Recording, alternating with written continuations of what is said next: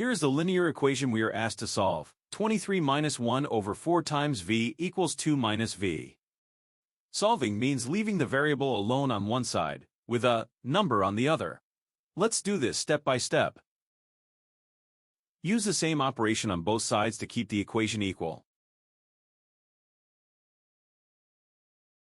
Add v to both sides to collect the variable terms on the left.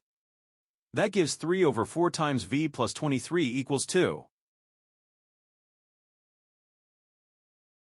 Subtract 23 from both sides so the variable term stands alone.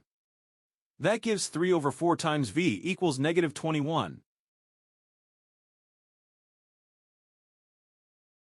The variable coefficient is 3 over 4.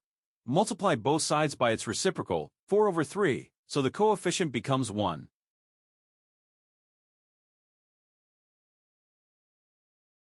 Quick check. Substitute negative 28 for v. Both sides equal 30, so the equation balances. So, v equals negative 28.